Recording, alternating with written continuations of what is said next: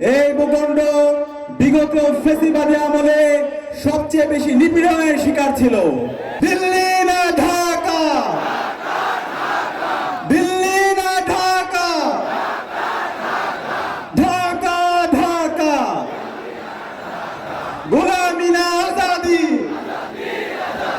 গোলামি না আজাদি,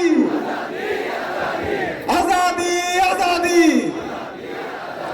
ইনকিলাব ইনকিলাব, ইনকিলাব ইনকিলাব, ইনকিলাব ইনকিলাব। শ্রদ্ধার সাথে স্মরণ করছি আজাদী আন্দোলনের সকল শহীদদের, বিশেষ করে ক্যাম্পাসের শহীদ আব্দুল মালেক থেকে শুরু করে ফ্যাসিবাদী আমলের সকল শহীদদের, জুলাই বিপ্লবের সকল শহীদদের, যাদের আত্মত্যাগের মাধ্যমে আজকে আমরা ফ্যাসিবাদ মুক্ত বাংলাদেশ পেয়েছি। এবং একই সাথে দোয়া করছি সকল গাজী ভাই বোনদের জন্য, যাদের অঙ্গহানির মাধ্যমে, গাজী হওয়ার মাধ্যমে আজকে আমরা নতুন বাংলাদেশ পেয়েছি। সংগ্রামী উপস্থিতি, আজকে আমি যে ভূখণ্ডে দাঁড়িয়ে কথা বলছি, এই ভূখণ্ড বিগত ফ্যাসিবাদী আমলে সবচেয়ে বেশি নিপীড়নের শিকার ছিল।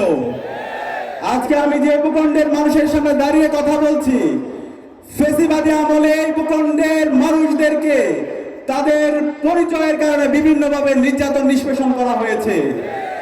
এই ভূখণ্ডের গত 54 বছরে মুক্তি আসে নাই। এই ভূখণ্ডের মানুষের অনেক সম্ভাবনা থাকার পরও সঠিক নেতৃত্ব না থাকার কারণে 54 বছরে যেভাবে এই ভূখণ্ডকে নতুনভাবে ঢেলে সাজানো দরকার ছিল, সেই ঢেলে সাজানোর জন্য কাঙ্ক্ষিত নেতৃত্ব আমরা দেখতে পারিনি। এই জুলাই বিপ্লবের মাধ্যমে আজকে আমাদের ঐতিহাসিক সুযোগ এসেছে। এই বিপ্লব পরবর্তী শহীদদের যে আকাঙ্ক্ষা, একটি বৈষম্যহীন ইনসাফ ভিত্তিক বাংলাদেশ বিনির্মাণ করা, সেই বাংলাদেশ বিনির্মাণ করার জন্য আমাদেরকে যোগ্য নেতৃত্ব খুঁজে বের করতে হবে। আমরা কি পারবো? ইনশাআল্লাহ, ইনশাআল্লাহ। এই ইনসাফ ভিত্তিক বাংলাদেশ, যে বাংলাদেশের চাঁদাবাজের কোনো ঠিকানা হবে না, যে বাংলাদেশে টেন্ডারবাজের কোনো ঠিকানা হবে না, যে বাংলাদেশে সন্ত্রাসের কোনো ঠিকানা হবে না, যে বাংলাদেশে দর্শকের কোনো ঠিকানা হবে না, যে বাংলাদেশ হবে সুখী, সমৃদ্ধ এবং শহীদদের আকাঙ্ক্ষার আলোকে বাংলাদেশ।